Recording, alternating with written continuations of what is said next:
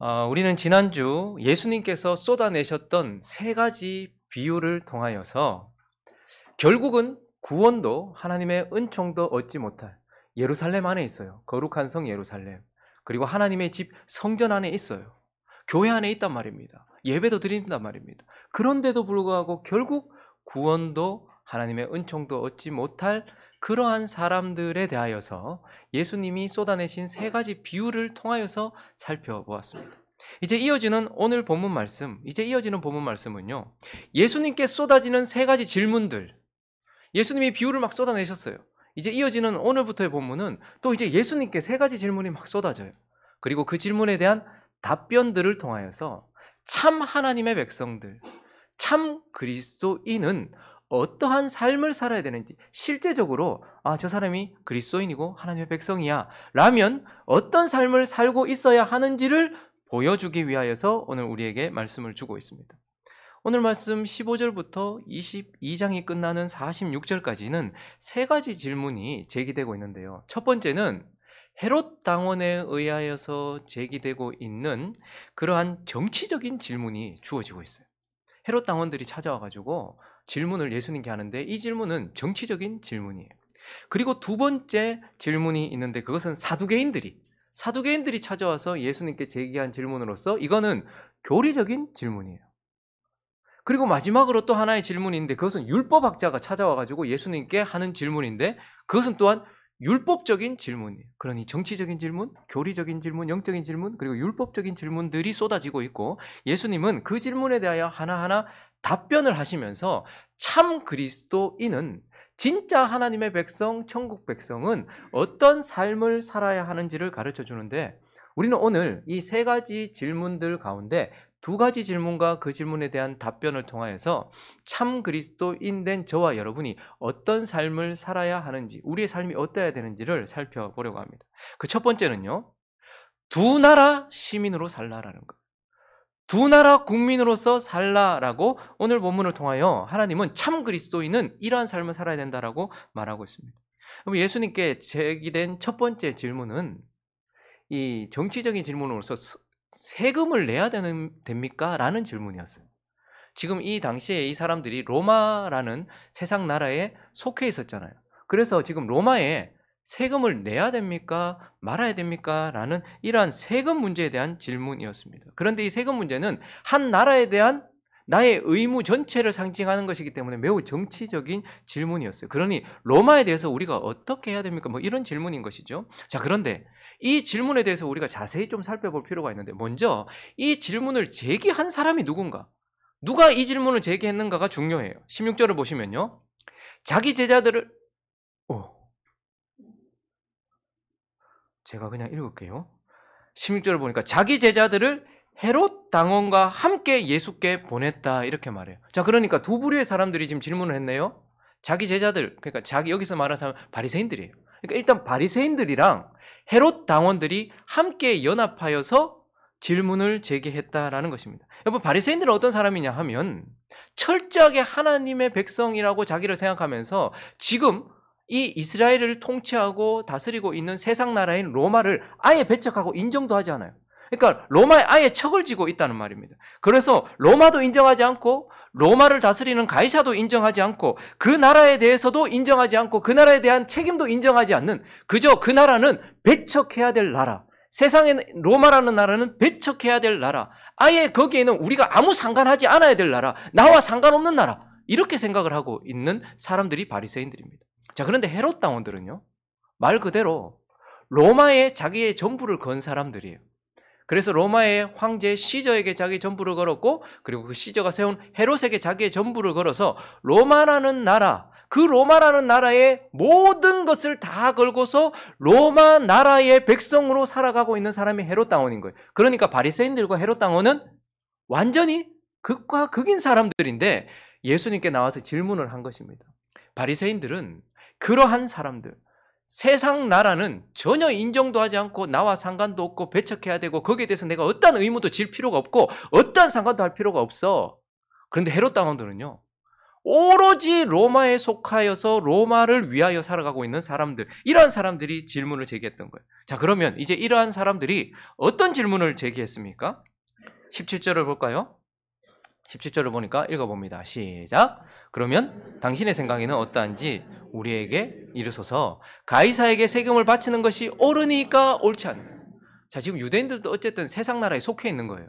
하나님의 백성이지만 세상 나라에 속해 있는 거예요. 그러니 그들이 한 질문은, 내가 하나님 나라의 백성인데, 나는 하나님 나라 사람인데 세상 나라, 하나님의 나라를 좋아하지도 하나님의 나라를 하나님도 인정하지도 않는 이 세상 나라에 내가 의무를 져야 됩니까?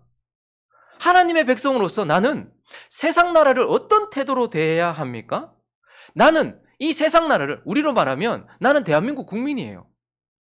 그러면 동시에 나는 하나님 나라 백성이에요. 그런데 내가 하나님 나라 백성인데 대한민국 국민으로서 내가 어떻게 태도를 취해야 됩니까? 세금도 내고 대한민국을 통치하고 있는 통수권자인 대통령의 지시도 받고 내가 그렇게 살아야 됩니까? 아니면 하나님 나라의 백성으로서 하나님 나라의 백성으로서만 살아야 됩니까? 이런 질문이었던 것입니다. 자, 그런데 이 질문을 왜 한 것일까요? 15절을 보시면요, 이 질문은 진짜 궁금해서 했다기보다는 이 바리새인들이 가서 어떻게 하면 예수를 말의 올무에 걸릴까, 그러니까 지금 예수를 곤란하게 하려고 이 질문을 했던 거예요. 자, 두 부류의 사람이 있잖아요. 바리새인들은요, 그 당시에 로마라는 나라를 인정하지 않았어요. 그리고 악하게 여기고 있었단 말입니다. 그래서 거기에서 사용되던 모든 화폐에는 누구의 형상이 찍혀져 있었을까요? 시저 가이사의 형상이 찍혀져 있었어요. 그런데 그 가이사의 형상이 찍혀져 있는 그 돈을 가지고서 가이사에게, 로마에게 세금을 내는 것은 우상 숭배요, 하나님에 대한 반역이라고 그렇게 주장하고 있었던 거예요. 그렇기 때문에 철저하게 배격하고 있었던 거예요. 야, 그 돈을 봐라. 가이사의 형상이 새겨져 있다. 이건 우상 숭배 아니냐. 그런데 이걸 가지고서 로마의 세금도 내고 로마의 시저가 세운 헤롯을 통하여서 우리를 통치하려고 하는데 거기 순복하는 거, 그건 하나님께 대한 반역이야. 이렇게 생각을 하고 있는 사람들이 거기 서 있고, 또 하나는요, 헤롯 당원들은 로마와 이 가이사에게 충성하지 않으면 로마에 대한 반역이요, 가이사에 대한 반역이라고 생각하는 사람들이 있어요. 그러니까 지금 예수님께 하나님의 백성들이 세금을 내야 됩니까? 말아야 됩니까? 라고 질문을 하는 순간 세금을 내라고 하면 어떻게 되는 거예요? 하나님께 대한 반역죄에 걸리는 것이고, 바리새인들에 의해서 세금을 내지 마라라고 말하면 로마의 가이사에 대한 반역에 걸리는, 그러니까 이거는 그냥 어디에 걸리든지 걸려서 넘어뜨리려고 하는 악한 질문이었어요. 그러나 우리 주님은 오늘 이 질문을 제기한 그들의 악함에도 불구하고 이 질문을 통해서 우리에게 진지하게 우리에 대해서 질문하세요. 그러면 너희는 어떻게 생각하느냐? 너는 지금 하나님 나라 백성이다. 그런데 하나님도 하나님의 나라도 인정하지 않는 세상 나라 안에 너희가 여전히 속해 있지 않냐? 대한민국이 하나님을 인정하거나 대한민국이 교회에 좋은 쪽으로 서 있지 않아. 자, 그런데 그러면 너희는, 하나님의 백성으로서 대한민국이라는 나라에 속해 있는 너희는 어떻게 살아야 된다고 생각하느냐라고 우리에게 질문을 하고 있는 것입니다. 세상이라는 나라 속에 있는 하나님의 나라 백성들은 어떻게 살아야 되는가? 그래서 주님은 오늘 이 대답을 하시면서 먼저는 이 세상 나라의 신실한 시민으로 살라라고 말씀하세요. 20절과 21절을 읽습니다. 시작. 예수께서 말씀하시되 이 형상과 이 글이 누구의 것이냐? 이르되 가이사의 것이니이다. 이에 이르시되 그런즉 가이사의 것은 가이사에게 라고 말해요. 이 말은 뭐죠? 지금 유대인들을 핍박하고 유대인들을 압박하며 하나님의 통치를 거부하고 가이사가 신이라고 말하는 로마이지만, 그러나 이 나라에 속하게 하신 것도 하나님의 섭니다. 그러므로 어떻게 하라는 거예요? 그 나라의 신실한 시민이 되라. 가이사의 것, 가이사의 형상이 새겨진 그 돈을 가지고서 가이사에게 줘야 될 것, 그걸 신실하게 의무를 이행하는 그러한 자가 되라라고, 그러한 세상 나라에 속한 순종적이고 신실하고 거룩한 백성으로 살아라라고 말씀해요. 그래서 로마서 13장 1절부터 보시면요, 각 사람은 위에 있는 권세에게 복종하라. 여러분, 지금 저것은 바울이 지금 말하는데, 바울이 지금 누구한테 복종하라는 거예요? 지금 최종적으로는 로마의 황제에게도 복종해라 이 말을 하고 있는 거예요. 근데 사실 이 바울이 누구에게 목 잘림을 당합니까? 로마의 황제에게 목 잘림을 당합니다. 그럼에도 불구하고 그들이 지금 로마에 의해서 핍박을 받는데도 불구하고 각 사람은 위에 있는 권세들에게 복종하라. 권세는 하나님으로부터 나지 않음이 없나니 모든 권세는 다 하나님께서 정하신 바라. 그러므로 권세를 거스리는 자는 하나님의 명을 거스림이니 거스르는 자들은 심판을 자취하리라. 다스리는 자들은 선한 일에 대하여 두려움이 되지 않고 악한 일에 대하여 되나니 네가 권세를 두려워하지 아니하려느냐? 선을 행하라. 그리하면 그에게 칭찬을 받으리라. 그는 하나님의 사역자가 되어 네게 선을 베푸는 자니라. 그러나 네가 악을 행하거든 두려워하라. 그가 공연히 칼을 가지지 아니하였으니 곧 하나님의 사역자가 되어 악을 행하는 자에게 진노하심을 따라 보응하는 자니라. 그러므로 복종하지 아니할 수 없으니 진노 때문에 할 것이 아니라 양심을 따라 할 것이라. 너희가 조세를 바치는 것도 이로 말미암음이니라. 그들이 하나님의 일꾼이 되어 바로 이 일에 항상 힘쓰느니라. 모든 자에게 줄 것을 주되 조세를 받을 자에게 조세를 바치고 관세를 받을 자에게 관세를 바치고 두려워할 자를 두려워하며 존경할 자를 존경하라. 로마가 시저가 하나님 위에 있으려고 하고 악한 우상 숭배자라 할지라도 하나님은 그 위에서 모든 것을 통치하신다. 대한민국이 교회에 그리고 하나님에 대하여 다른 행동을 취한다 할지라도 이것 모두 다 하나님께서 세우신 것이다. 그러므로 어떻게 하라는 거예요? 너희는 너희가 할 바를 해라. 가이사의 것은 가이사에게 드림으로써 세금 낼 거 세금 내고 하나님께서 이 나라를 통하여서 국가를 통하여서 질서를 잡아놓았기 때문에 지금 우리가 이 정도 살잖아요. 치안도, 경제도, 국방도, 사회도, 문화도, 교육도 이 모든 것들을 다 하나님께서 나라를 통해서 하고 계시단 말입니다. 그러므로 세상 나라 안에 있는 너희는 그들에게 줘야 할 것을 주면서 의무를 다하는 신실한 세상 나라의 백성이 되라라고 말씀하세요. 그리고 마음을 다하는 백성이 되라고도 말씀하세요. 예레미야서 29장을 가보시면요. 세상 나라에 포로처럼 잡혀가 있는 하나님의 백성들을 향하여서 7절까지 이렇게 말씀하는데 같이 읽어볼까요? 시작.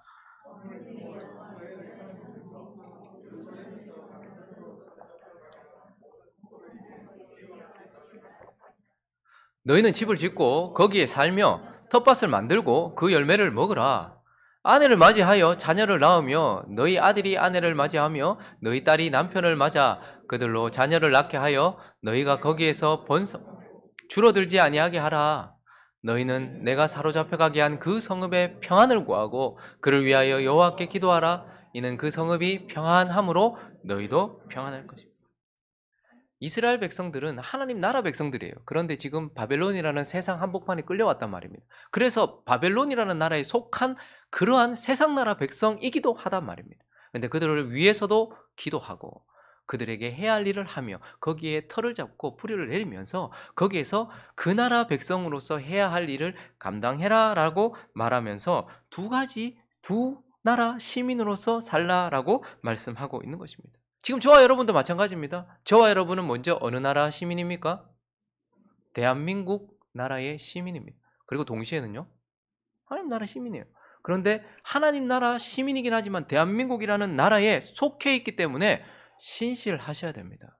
하나님이 그 권세들을 세우셨어요. 하나님이 그들을 통하여 세금을 거두십니다. 물론 살다 보면 불의한 것도 많고 불리한 것도 많고 악한 것도 많아요. 그러나 우리에게 그들은 그들의 잘못을 하나님께서 치실 거예요. 우리는 신실한 백성이 되어라. 그래서 세금이라는 전체 그 나라 백성으로서 해야 될 의무를 다하고 그리고요 마음을 다해서 이 나라를 위하여 중보하고 기도하고 이 나라 백성을 위해 이 나라 백성이 되어 살아라라고 말씀하세요. 그러나 또 동시에 주님은 이것만 말씀하시죠. 너가 하나님의 백성이다.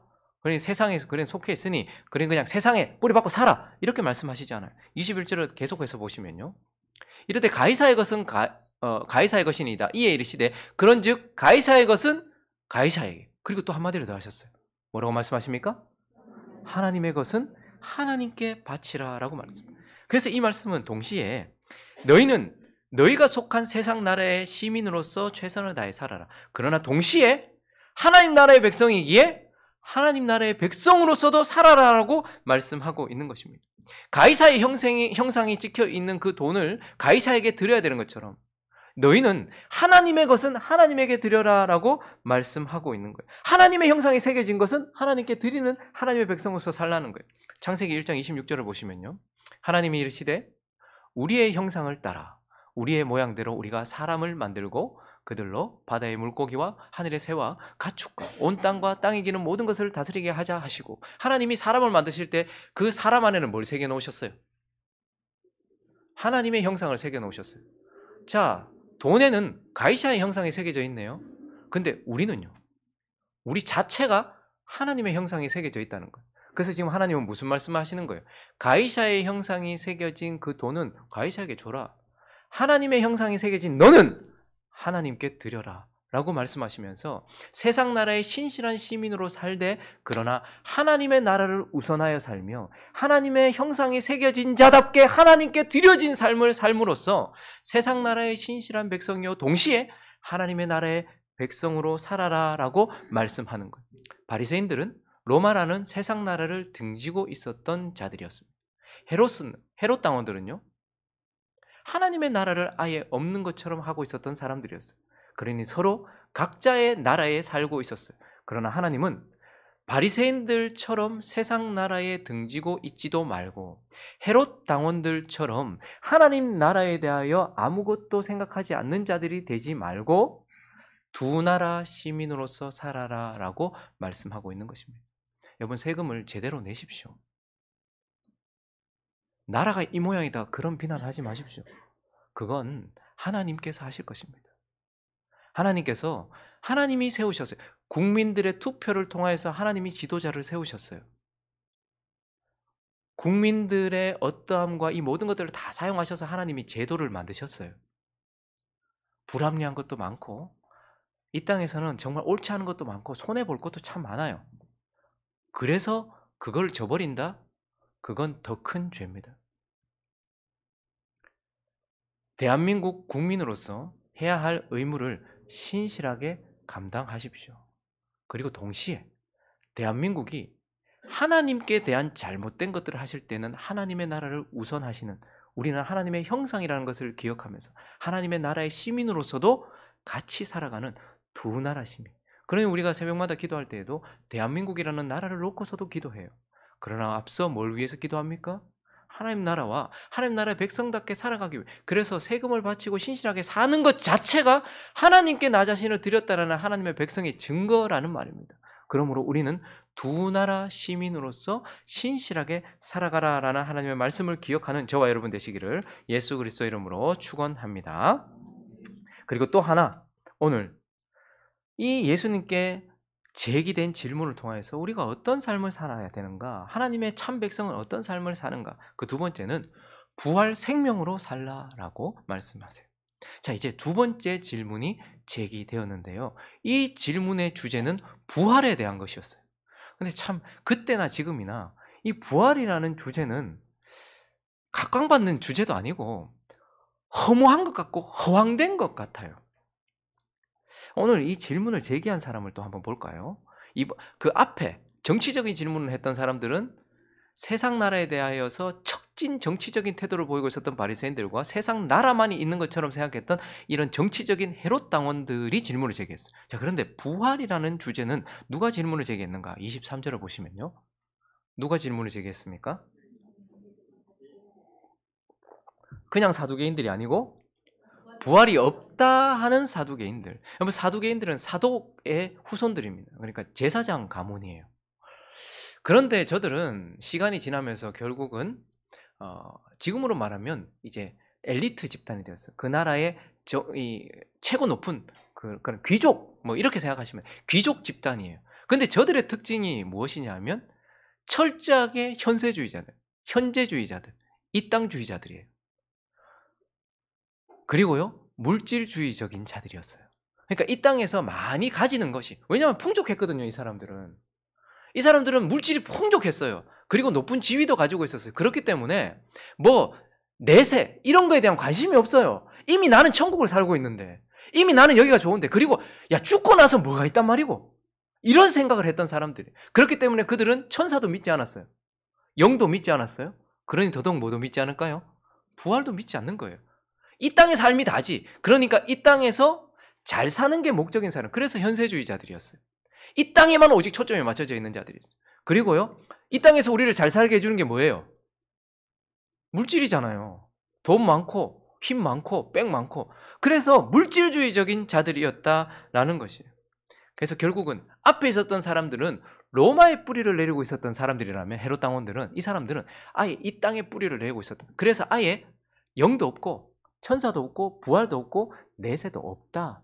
오직 이 땅에서 잘 살고 이 땅에서 풍족하게 사는 거 웰빙, 웰다이 이게 최고다라고 주장하던 사람들이 오늘 이제 예수님께 제기한 질문이 무엇이냐면 24절부터 계속 보시니까요. 그들이 관심도 없으면서 선생님, 모세가 사람이 만일 자식이 없으면 그 동생이 그 아내에게 장가들어 형을 위하여 상속자를 세우라 말했잖아요. 이게 형사 취수제를 말하는 거예요. 좀 우리의 지금 이 어감으로는 좀 그렇죠. 그러니까 제 아내를 제 동생이 취하는 거예요. 그래서 상속자가 있게 하는 거예요. 근데 씨를 남겨주기 위한 하나님의 특별한 섭리였어요. 그래서 만약에 어떤 여자가 남편이 죽어버리면 이 사람의 인생은 그냥 끝이거든요. 자식도 없다. 그러면 유산도 얻을 수도 없고 아무것도 없게 되잖아요. 그러니까 그렇게 되지 않도록 동생이 이 형수를 취하여서 자식이 있게 해줘서 이 가문이 계속해서 이어질 수 있도록 해주기 위한 하나님의 은혜의 도구였어요. 자, 그런데 25절부터 계속 보시니까 우리 중에 아주 극단적인 예를 들고 있어요. 자, 칠형제가 있었습니다. 그런데 맏아들이 장가를 갔는데 아들도 못 낳고 형이 죽었네요. 그래서 그 아내를 그러니까 형수죠. 둘째가 이렇게 취했어요. 자, 그런데 둘째도 애 못 놓고 죽었어요. 셋째, 7 다 그렇게 됐네요. 자, 그러면 최후의 그 여자도 죽었는데 부활이 있다고 말씀하시니 부활 때는 그러면 이 여자는 도대체 누구 아내라고 말해야 됩니까? 도대체 누구의 여자입니까? 이 질문을 하고 있는 거예요. 그러니까 부활했을 때에 부활하고 나면 도대체 이 여자는 누구의 아내라고 말해야 됩니까? 라고 질문을 한 거예요. 자, 그런데 이 질문을 한 이유가 뭐죠? 이 질문을 한 이유는 이 사두개인들의 특징은 현세주의적인 자들이고 또 물질주의적인 자들, 그러니까 내세나 뭐 영적인 세계 이런 거에 대해서 전혀 관심이 없잖아요.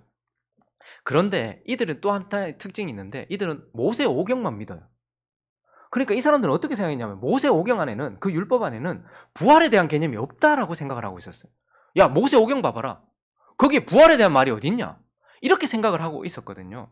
그래서 그들은 부활은 허무맹랑한 소리고 말도 안 되는 소리다라는 것을 증명하고 그리고 모세 오경, 그러니까 그들이 하나님의 말씀으로 받아들이고 있었던 성경에는 부활이라는 개념도 없다라는 것을 증명하기 위하여서 지금 이 질문을 한 것입니다. 그러니까 이 질문을 통해서 야, 부활이 말이 되냐? 이게 말이 되는 소리냐? 그리고 어디 성경에 그들이 가지고 있는 모세오경 안에는 부활이 없으니까 부활이 없다라고 말하고 있었던 것입니다. 자, 그럼에도 불구하고 주님은 이제 사실 이 사두개인과 같은 삶이 지금 현재를 살고 있는 우리의 삶 아닙니까? 세상에 나가보십시오. 영적인 축복과 육적인 축복을 준다고 만약에 한다면 여러분들 어디에 사람들이 할 것 같아요? 하나님이 영적인 축복을 우리에게 부어주신다. 내일부터 특세 나와라. 근데 내일부터 특세 나오면 하루에 1억씩 쳐줄게. 죽어도 나올걸요? 아파도 나올걸요? 회사를 잠깐 거기에 그만두더라도 나올걸요? 하루에 1억씩 줄게. 근데 영적으로 하나님이 너를 만나주실 거야. 말씀으로 찾아와 주시고 네 마음을 위로하시고 너에게 상급을 주시며 하나님의 은혜를 주실 거야. 이런 말들은 지금 당장 내가 지금 돈 1,000만 원, 2,000만 원, 3,000만 원 이게 더 좋지. 영적인 것은 아무것도 아니에요. 그러니까 사두개인들의 생각이 어떻게 보면 이 시대를 살아가는 사람들의 생각과 비슷하고 어쩌면 현명한 생각일지도 몰라. 야, 죽고 나서 무슨 얘기를 하노? 무슨 천국 뭐 그런 얘기를 왜 하냐? 지금도 보십시오. 사람들의 최고의 목표가 뭡니까? 돈이에요. 왜요? 이 땅에서 잘 살게 해주거든요. 돈 있으면 행복한데 뭘 굳이 찌찌 짤면서 기도하고 하나님께 매달려 그할 필요가 뭐가 있냐?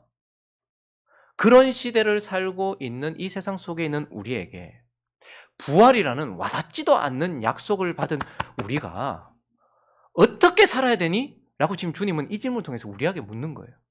자, 주님은 정말 느껴지지도 않아요. 예배 시간에 앉아있어도 주님이 잡히는 것도 아니고 보이는 것도 아니고 냄새가 나는 것도 아니고 느껴지지도 않고 그분의 축복 그것이 내게 와닿지도 않는데 이러한 시대를 살고 있는 우리에게 우리는 지금 부활 소망을 주셨잖아요. 부활에 대한 약속을 주셨잖아요. 그분이 부활하시고 너희도 나처럼 부활할 거라는 약속을 주셨단 말이에요. 그러니 지금 부활이라는 약속을 받아든 너희가 현세주의적이요 물질주의적인 세상 속에 살면서 너희는 어떻게 살아야 되겠니? 라고 주님이 우리에게 물으시는 거예요. 자, 주님이 대답하시는 대답을 통해서 주님은 우리에게 그래도 부활을 철저하게 믿고 소망하면서 부활을 소망하면서 살아야 된다라고 우리에게 말씀하고 있습니다. 오늘 29절을 보시면요. 주님이 이렇게 말씀하셨어요. 예수님께서 대답하여 이르시되 야 그들은 말하는 거예요. 부활이 말이 되냐? 참, 부활 같은 소리 하고 앉아있네. 이렇게 말했을 때 모세오경에 부활이 어디 있냐? 이렇게 지금 말하면서 부활은 없다라고 말하는 그들에게 너희가 성경도 하나님의 능력도 알지 못하는 거로 오해하였다. 야, 너희는 몰라서 그래. 뭐 성경에 부활이 없다고? 모세오경에는 부활이 없다고? 그리고 뭐 부활하면 다시 이 땅의 삶처럼 남자 여자가 결혼을 하고 그런 거라고 하나님께서 우리에게 주실 천국과 그 부활한 생명이 갖게 되는 그 새하늘과 새 땅의 나라 그 하나님이 주실 그 능력도 너희는 제대로 알지 못해서 너희의 그 허접한 수준으로 부활에 대하여서 내세에 대하여서 생각하고 있어. 오해해서 그러는 거야. 그러면서 부활 때에는 장가도 아니 가고 시집도 아니 가고 하늘에 있는 천사들과 같으리라. 무슨 말씀하시는 거예요? 부활이 분명히 있다라는 거예요. 반드시 이 땅의 육신적인 삶이 길면 100년, 짧으면 7, 80년, 그거보다 더 짧은 삶을 사는 것이 실제적으로 있었던 것처럼 그 이후의 삶이 분명히 있다. 부활은 분명히 있다라고 말하고 그때 너희가 부활했을 때에는 천사가 된다, 영이 된다는 말이 아니라 천사들처럼 영적인 몸을 가질 것이다. 지금하고는 비교가 되지 않는 그러한 몸을 갖게 될 것이다. 근데 더 나아가서는요. 부활하신 예수 그리스도와 같이 영광스러운 몸이 될 것이다. 저는 이 부활 소망이 저에게는 참 커요. 어떤 분은요. 두통으로 계속 시달리는 분이 있어요. 어떤 사람은 늘 피곤한 사람이 있고 또 어떤 사람은 질병, 어떤 사람은 장애 이런 것들이 많이 있어요.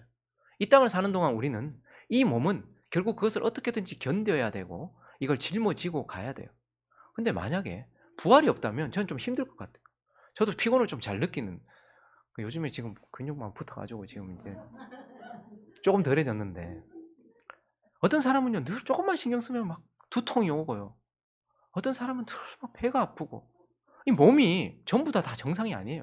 근데 시간이 지나면 지날수록 더 늙어가요. 근데 어떤 분들은 태어나면서부터 장애를 가진 분도 있어요. 어떤 분은 후천적 장애를 가진 분들이 있습니다. 어떤 분들은 고치지 못한 아예 절망스러운 선포를 받게 돼요. 여기 더 이상 고칠 수 없습니다. 뭐 이런 사람 있어요. 그런데 주님 우리에게 이 몸의 삶이 분명히 있었던 것처럼 마치 우리가 뱃속에서 탯줄에 의하여서 우리의 생명을 유지하던 그러한 삶이 있었고 이후에 나와서 우리의 입으로 우리의 눈으로 보면서 사는 삶이 있던 것처럼 분명히 부활의 때가 있다. 그때는 이 몸과는 전혀 다른 몸으로 천사와 같이 영적인 것과 어울리는 영적인 지금은 육에 속한 몸이에요. 그러나 영에 속한 몸이 있을 것이요 그리스도와 같은 몸이 될 것이다. 부활할 날이 분명히 있다라고 말씀하시면서 너희는 부활 소망을 가지고 살아라 라고 말씀하시는 거예요. 그러나 동시에 주님은 부활 소망만 가지고 살라고 말씀하시는 게 아니에요. 이어지는 31절에 보시면 부활 분명히 있다. 주님이 그걸 지금 주장하면서 야 너희가 성경도 몰라가지고 그래. 너희가 하나님의 능력도 몰라가지고 그래. 하나님께서 너희에게 축복 얼마나 그분이 능력이 크신데 겨우 너희가 생각하는 그 정도의 부활의 몸 그 정도의 부활의 삶을 주실 것 같아? 그거 아니야. 훨씬 더 큰 부활이 있어 라고 말하면서 그러니 부활 기다려 이렇게만 말씀하시는 게 아니에요. 부활에 대하여 말하면서 주님이 전혀 다른 차원의 얘기를 또 하세요. 읽어주십시오. 시작. 나는 아브라함의 하나님이요 이삭의 하나님이요 야곱의 하나님이로라 하신 것을 읽어보지 못하였느냐? 하나님은 죽은 자의 하나님이 아니요 살아있는 자예요. 자, 부활이 분명히 있을 거예요. 그러니 너희 부활 기다려. 이 말씀도 분명히 하셨어요. 그런데요 주님이 일부러 지금 나는 아브라함의 하나님이었다, 이삭의 하나님이었다, 야곱의 하나님이었다라고 말하잖아요. 우리에게는 그들이 죽었으니까 그들은 야곱이 살아있을 때 하나님이었다. 하나님은 야곱이 살아있을 때 하나님이었다. 과거형으로 쓸 것처럼 생각을 해요. 그러나 지금 주님은 뭐라고 말씀하신 거 하니까 아브라함이, 이삭이, 야곱이 지금도 살아있다 라고 말씀하시면서 나는 그들의 하나님이다 라고 이렇게 말씀하시는 거예요. 부활에 대해서 증명하시면서 주님이 굳이 그들이 부활에 대하여 없다라고 말하는 지금 어떤 말씀을 인용하고 있냐면 출애굽기 3장이에요. 가볼까요? 출애굽기 3장 6절을 인용한 거예요. 자, 똑같은 말씀이죠. 읽어주십시오. 시작.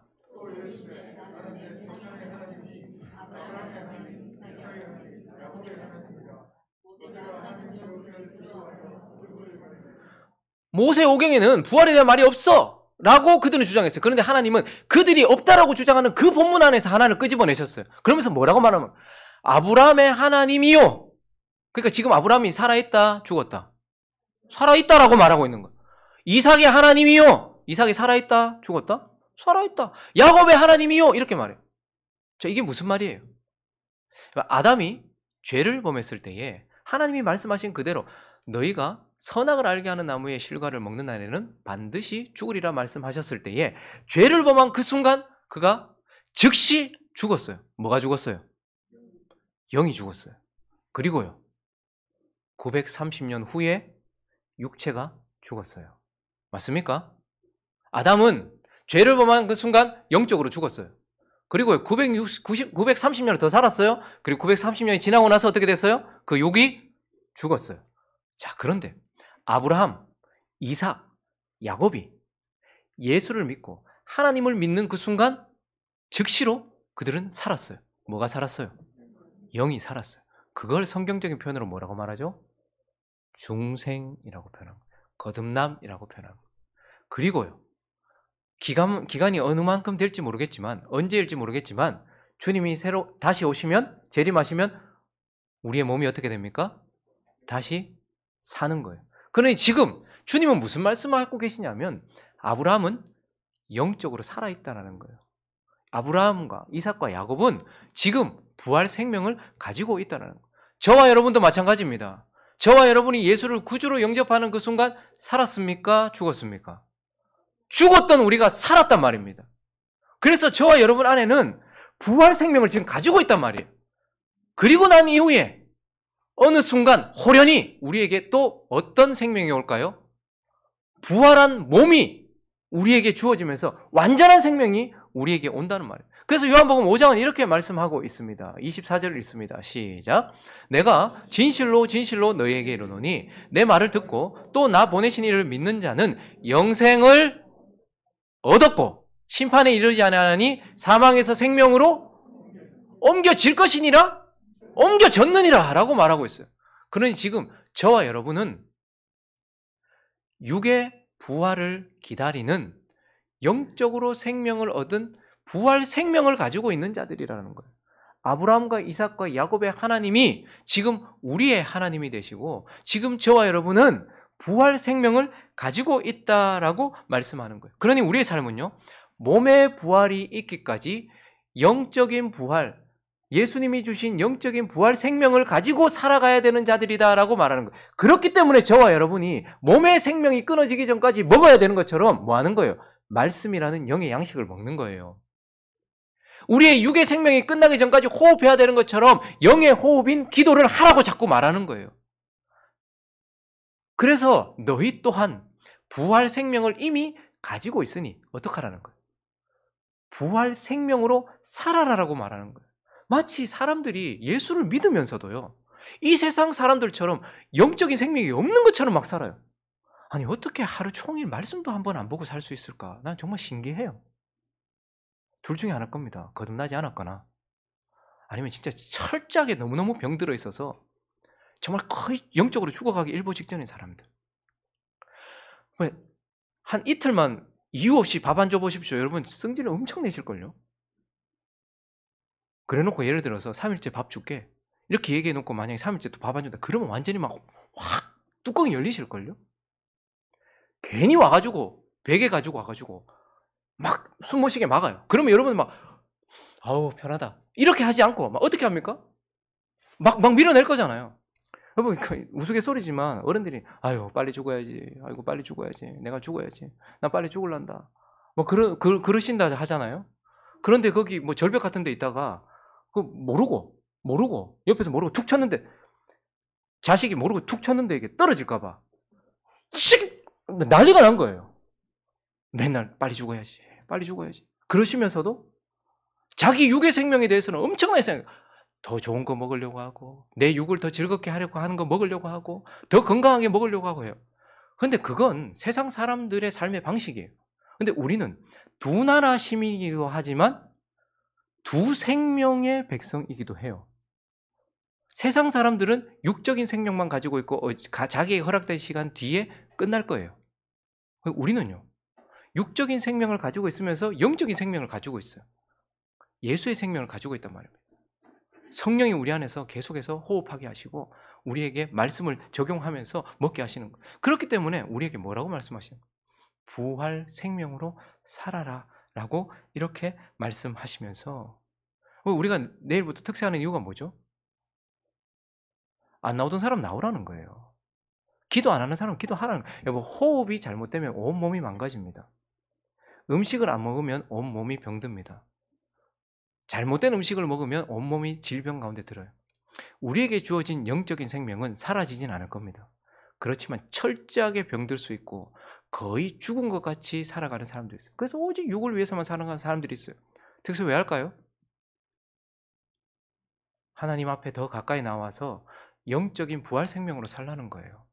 너희는 대한민국 국민이고 하나님 나라의 백성이다. 두 나라 시민이 두 나라 시민으로 신실하게 살아라. 너희는 육적인 생명과 영적인 생명을 함께 받은 자다. 그래서 너희는 한 번 육적으로 낳고 두 번 거듭났다. 그러므로 영적인 삶을 살아라. 이제 그러한 삶으로 나아가라. 단순히 삶이 붙어있고 생명만 붙어있는 게 다가 아니고 건강해야 되고 움직여야 되고 하나님께 일할 수 있는 자가 되어야 되고 하나님을 기쁘시게 하는 자가 되지 않겠느냐.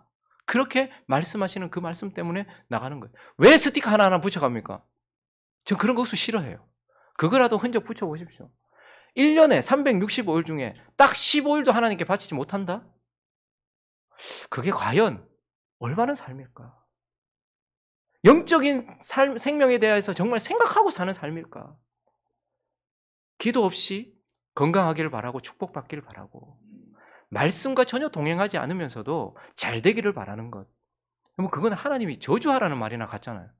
점점 하나님을 떠나게 만들 축복을 하나님이 어떻게 주시겠습니까? 점점 영적으로 죽어갈 그러한 복을 어떻게 주시겠냐는 말입니다. 그러면 하나님은 우리에게 오늘 특세를 앞두고 있는 우리에게 어떻게 살아야 되겠냐 너네.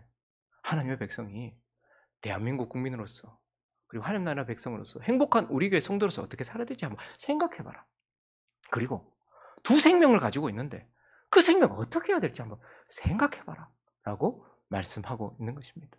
말씀을 정리하겠습니다. 여러분, 진지한 질문, 올바른 질문은 사람의 삶을 바꿉니다. 그리고 그 질문에 대한 하나님의 대답은 우리의 삶이 되어야 합니다. 오늘 제대로 된 질문이 우리에게 주어졌어요. 야, 너네 대한민국 국민으로 일단 태어나서 주민등록하고 살고 있는데 어느 날 찾아오신 하나님 때문에 하나님 나라의 국민도 되었어. 너희 도대체 어떻게 살아가야 하지? 라는 질문. 그리고 또 하나는 너희 모든 사람이 그랬던 것처럼 육으로 이 땅에 태어났어. 그런데 찾아오신 예수 그리스도 때문에 다시 거듭난 새 생명을 가지고 있어. 너희는 어떻게 살아야 될까? 거기에 대해서 우리가 생각하는 답이 아니라 주님이 우리에게 오늘 답을 주셨습니다. 그리고 이제 이 주님의 답은 우리의 삶이 되어야 될 줄로 믿습니다. 두 나라 시민으로 살아가시고 두 생명 다 위하여 살아가시는 저와 여러분 되시기를 예수 그리스도 이름으로 축원합니다.